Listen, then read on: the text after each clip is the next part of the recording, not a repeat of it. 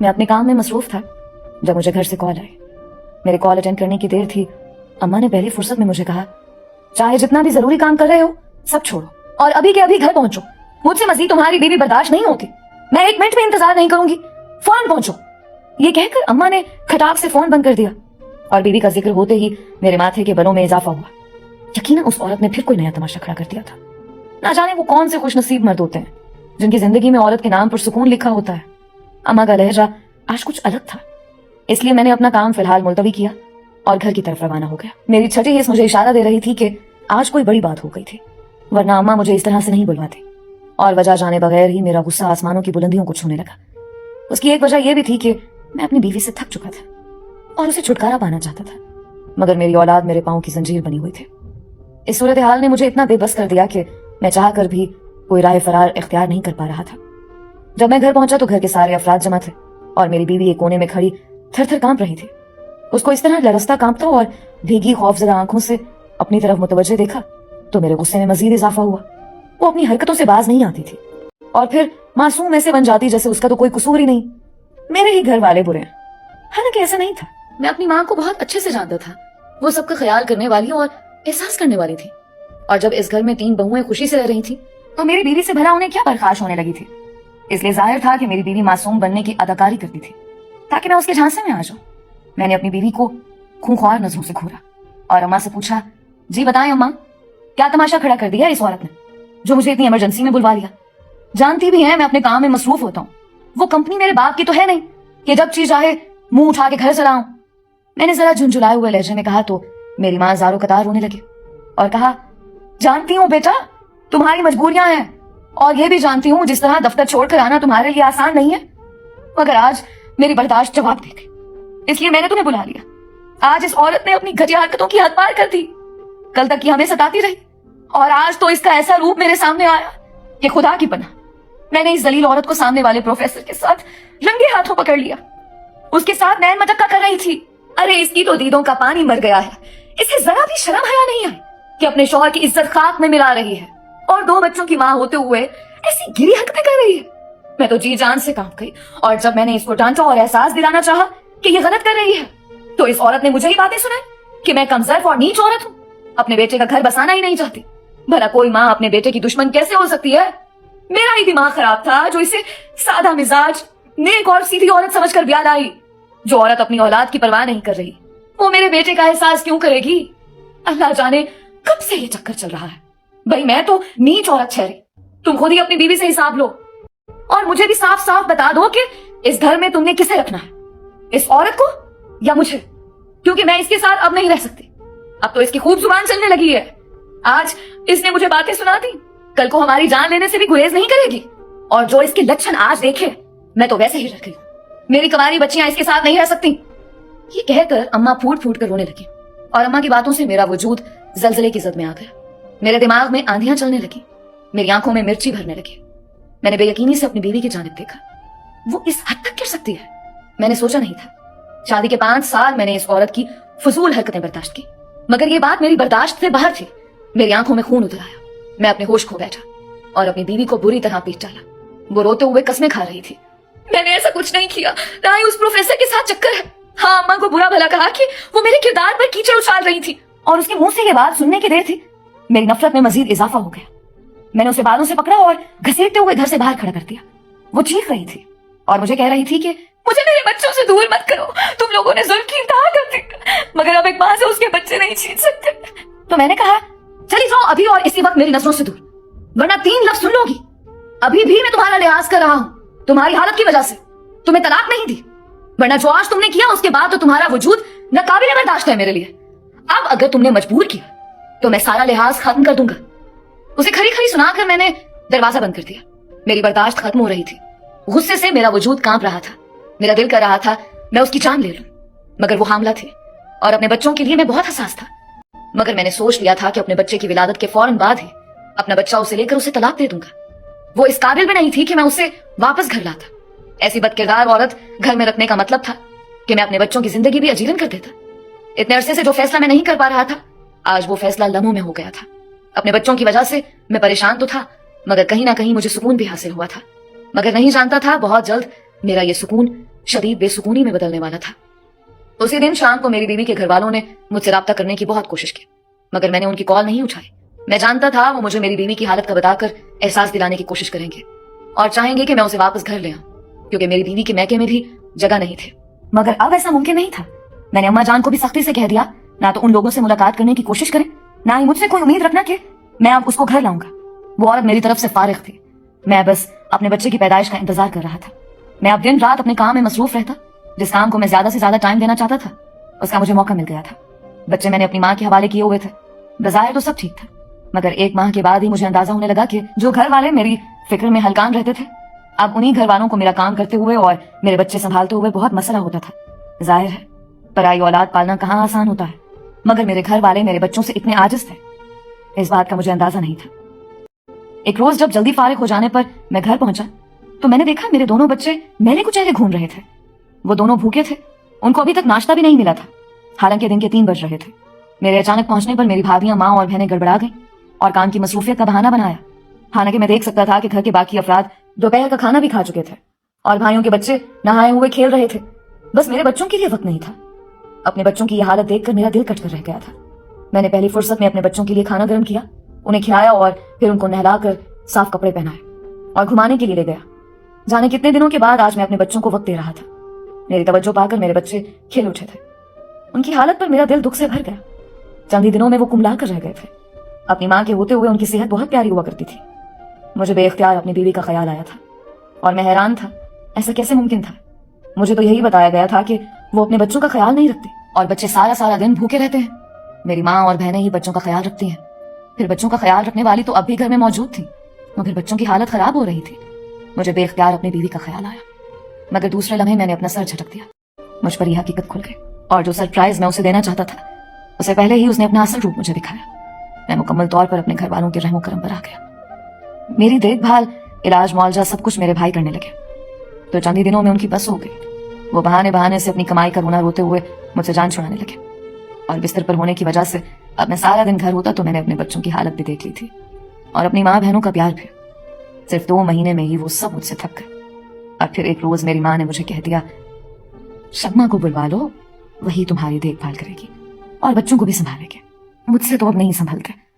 इतनी भी बुरी नहीं थी, बस मैं भी बातों में आ गई। ख्वामखा उस लड़की को घर से निकलवा दिया। आज होती तो तुम्हारा ख्याल खुद रखती। अम्मा की बात सुनकर मेरा दिल अथाह गहराइयों में जा गिरा। कितनी आसानी से उन्होंने कह दिया कि बस बातों में आ गई और अब वही तुम्हारा ख्याल रखेगी। मुझे चुप लग गई थी। मैं कुछ भी बोलने की पोजीशन में नहीं रहा था। वक्त गुजरने लगा। अम्मा ने मेरी 2 बहनों की शादी कर दी और भाई भी हीले बहानों से अलग घर में शिफ्ट होने लगे। तब सबसे छोटे भाई की बीवी ने जाने से पहले मुझे सारी हकीकत बताई तो मेरे होश उड़ गए। शम्मा के साथ गुजरा हुआ वक्त याद आने लगा तो मैं शर्म से पानी पानी हो गया। शम्मा खूबसूरत थी, मगर उसकी सादगी, कम तालीम और खामोश रहने की वजह से वो मेरे दिल में जगह नहीं बना पाई। अम्मा जो उसे बहुत शौक से ब्याह लाई, शादी के चंद दिन बाद ही उसकी बुराइयां करने लगी और मैं जो पहले ही जैसे तैसे उसे बर्दाश्त कर रहा था, अम्मा की बातों में आ गया और अपनी बीवी पर जुल्म के पहाड़ तोड़ दिए।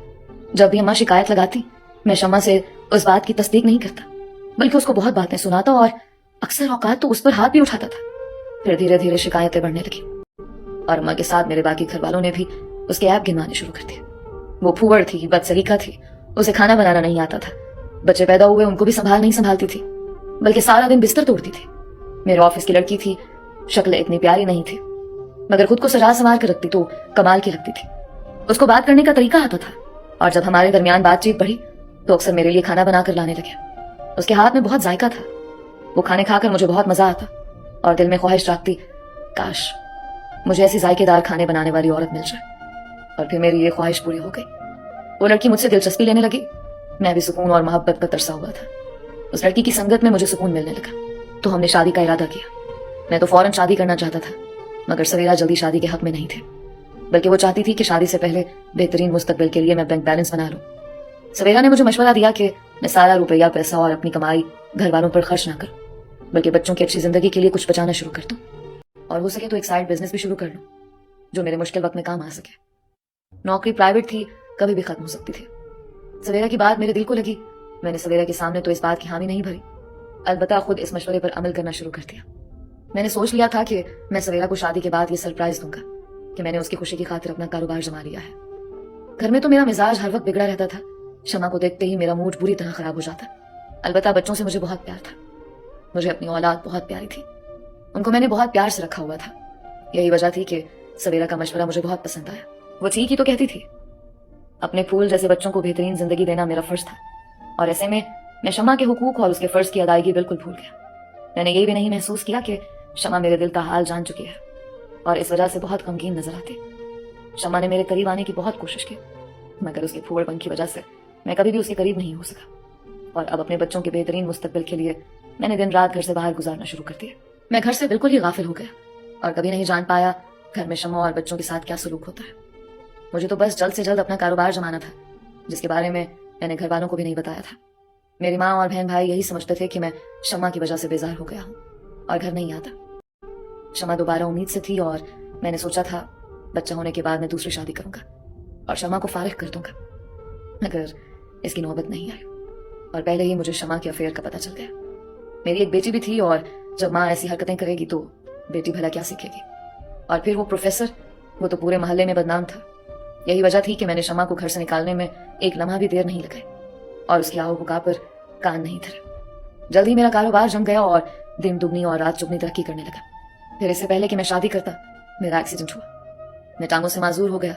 अपनी माजूरी की वजह से मैंने अपने घर वालों के असली चेहरे देखे, जिस पर मुझे शदीद असियत हुई। और आज मुझे मेरी भाभी ने बताया शमा भाभी ना तो बदसलीका और फूहड़ थी, ना ही खाने बदजायका बनाती थी, बल्कि आपकी माँ जानबूझकर सीधी सादी और खामोश रहने वाली लड़की लाई थी ताकि उनको मुफ्त की नौकरानी मिल जाए, जो जुबान से उनके सारे काम करती रहे।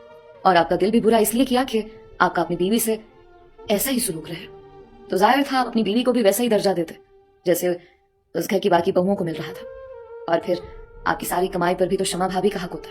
ये बात अम्मा को कबूल नहीं थी, इसलिए वो जानबूझकर शमा भाभी के बनाए खाने खराब कर देती ताकि आपका मूड खराब हो, और अपनी खिदमत पर शमा भाभी को इतना मसरूफ करती कि वो ना तो खुद पर तवज्जो दे पाती और ना ही बच्चों पर। और जब घर और बच्चे खराब हाल में होते तो आपके कान भरने में आसानी रहती। और रही बात वो प्रोफेसर वाली, तो वो भी झूठ था। प्रोफेसर बदनाम भी था और निहायत काबिल भी। उसके बनाए हुए असाइनमेंट्स जो भी स्टूडेंट लेता वो कामयाब जरूर होता था। इसलिए आपकी बहनों ने भी उसे असाइनमेंट्स लेने का सोचा और इस काम के लिए शमा भाभी को आगे किया। अब अगर उस प्रोफेसर से असाइनमेंट लेते हुए मोहल्ले का कोई बंदा शमा भाभी को देख भी लेता तो वही बदनाम होती। आपकी बहनें बदनाम हुए बगैर ही कामयाब हो जाती।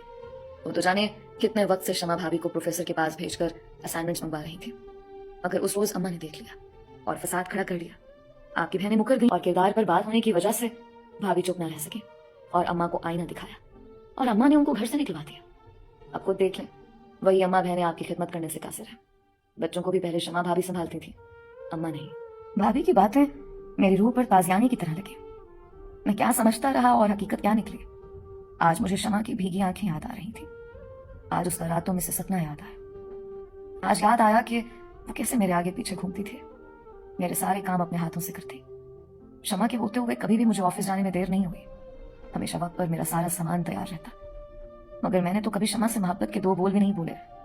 शादी के बाद शायद मेरा उसे दिल लग जाता, जो अगर अम्मा उसके खिलाफ मुझे बदजन ना करती। मगर सच्चाई यही थी, मेरी माँ को अपने बेटे की कमाई और एक अदद मुलाजमा चाहिए थी।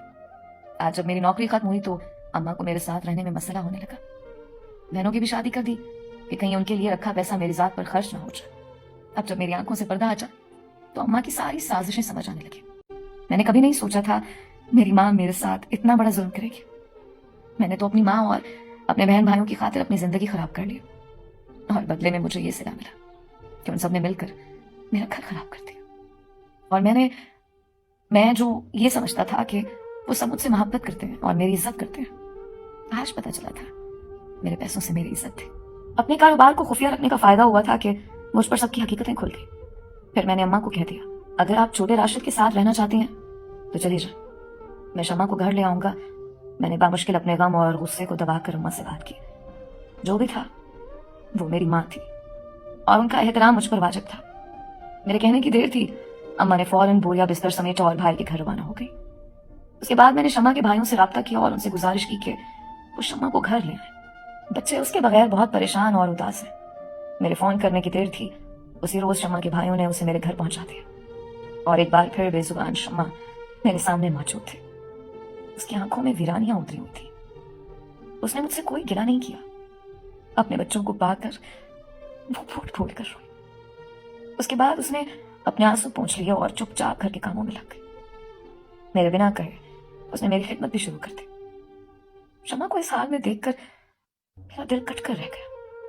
میں نے اس پر ظلم کیا تھا, بے تحاشا ظلم, مگر اس نے اف تک نہیں کی. میں نے شمع سے معافی مانگی اور اسے کہا کہ میں اس کو بہت خوش رکھوں گا. مگر شمع کی چپ نہیں ٹوٹی. میرے کام کر کے وہ دوسرے کمرے میں چلی جاتی تھی. جو کچھ وہ جھیل چکی تھی اس کے بعد مجھ پر اعتبار کرنا اس کے بس کی بات نہیں تھی.